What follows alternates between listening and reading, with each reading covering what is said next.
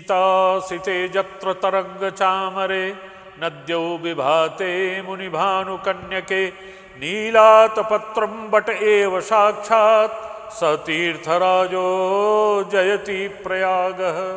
तीर्थराज प्रयाग, जहाँ ब्रह्मा ने यज्ञ किए, जहाँ भगवान श्री राम आकर सुरसरी गंगा में स्नान करते हैं, जो भरद्वाज मुनि का प्रयागराज है, उस प्रयागराज में 12 वर्ष में कुंभ का पर्व मनाया जाता है। हर 12वें वर्ष में कुंभ पर्व मनाया जाता है। हमारा भक्ति योग साधना आश्रम श्री पीठम आश्रम का शिविर कुंभ मेले में शंकराचार्य रोड पर स्थापित होता है और यह शिविर हमारा माघ के महीने में भी रहता है और कुंभ में भी रहता है। अपार जनसमूह कुंभ में भगवती गंगा, यमुना और त्रिवेणी में गुप्त सरस्वती में स्नान करने के लिए, डुबकी लगाने के लिए आता है। मुख्य रूप से मौनी अमावस्या के दिन अपार भीड़ होती है। कई करोड़ लोग आने की संभावना इस वर्ष है। पूरा नगर, सारे आवासीय स्थान, लोगों के घर सब फुल रहते हैं, वहाँ रहने की व्यवस्था रहती नहीं। और लगभग 10 किलोमीटर आगे, 5 किलोमीटर आगे गाड़ियों को रोक दिया जाता है, वहाँ से पदयात्रा करके त्रिवेणी आना पड़ेगा। त्रिवेणी में कुंभ मेला क्षेत्र में यह शिविर हमारा स्थापित रहता है, जिसमें स्विस कॉटेज लगाए जाते हैं, टेंट लगाए जाते हैं और रहने की व्यवस्था होती है, जो लोग आएंगे उनको रहने के लिए। लेकिन इस वर्ष इतनी विशाल भीड़ की संभावना है कि जब तक पहले से कोई व्यक्ति अपने आगमन की सूचना या अपने रहने के लिए स्थान सुरक्षित नहीं करा लेगा, तब तक वह आकर के भटकता रहेगा और कहीं बाहर भी बैठने की जगह नहीं मिलेगी, क्योंकि इतनी अपार भीड़ होगी।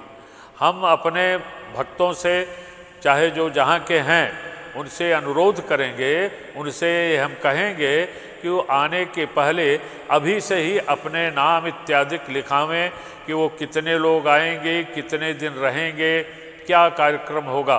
क्योंकि लोग प्रयाग आएंगे तो प्रयाग से काशी का जाना निश्चित होता है। लोग काशी जाते हैं भगवान शंकर के लिए, चित्रकूट जरूर जाते हैं, वहाँ भगवान श्री राम चित्रकूट में रमि रहे रहीमन अवध नरेश, जा पर विपदा पड़त है सो आवत एहि देश।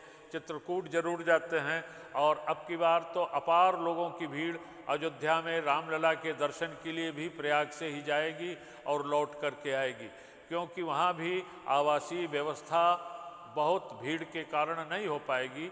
इसलिए हमारे आश्रम से ही लोग प्रयाग से चित्रकूट जाते हैं, अयोध्या जाते हैं और काशी जाते हैं। रात्रि में पुनः वापस आकर के अपने कमरों में विश्राम लेते हैं। तो आप सभी से ये कहना है कि आने के पहले अभी से ही अपनी सूचना दें। अच्छा, पूरा 1 महीने तक हमारे यहाँ गरीबों, अनाथों, साधुओं के लिए, दंडी स्वामियों के लिए, सन्यासियों के लिए लंगर भंडारा चलता रहता है। इसमें भी जिसको सहयोग करना है, कोई अगर 1 महीने तक भंडारा चलाना चाहता है नित्य, जिसमें 1000-2000 आदमियों का रोज भोजन होगा, वो अच्छा रहेगा।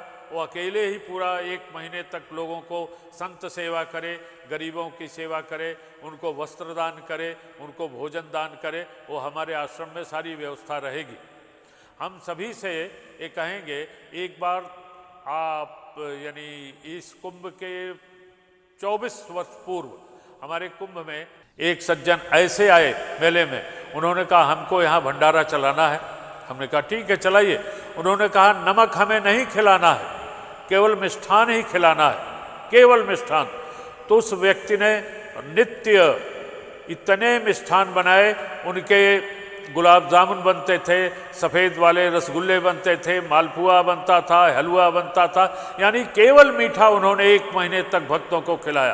कहा नमक हम नहीं खिलाएंगे, मिर्च नहीं खिलाएंगे, केवल मिष्ठान का दान करेंगे। तो ये तो बहुत बढ़िया बात हुई।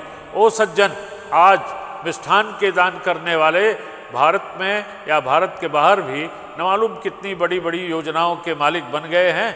और उसके बाद उनके सारे लोग, उनके लड़के बच्चे सारे अच्छे अच्छे कामों में लगे। अगर इस तरह से भी किसी की इच्छा हो, ऐसा करके वह संपन्नता को प्राप्त कर सकता है, क्योंकि प्रयागराज ऐसा स्थान है जहाँ से सब कुछ प्राप्त होता है।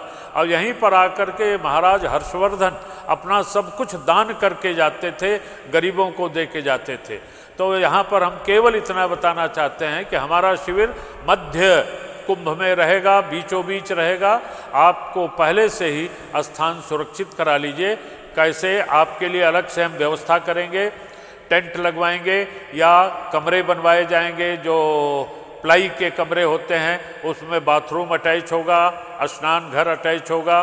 फिर आप जा कर के भगवती त्रिवेणी में स्नान करिए, यहाँ रहिए, साधना करिए। और हमारे यहाँ मूल रूप से सबसे बड़ी चीज़ हमारा यज्ञ चलेगा, नवारण मंत्र का यज्ञ होगा।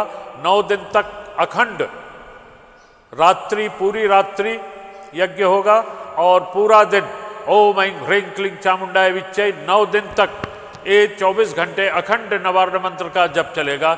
इसमें भी आप लोग सहयोग करिए और संभालिए कि 9 दिन के नवारण यज्ञ की जो व्यय होगा वो हमारी तरफ से होगा। 9 दिन नवारण मंत्र के कीर्तन का यानी मंत्रोच्चारण का जो व्यय होगा हमारी तरफ से होगा। ऐसे लोग भी पधारें और अपना कल्याण करें। बोलिए तीर्थराज प्रयाग की जय।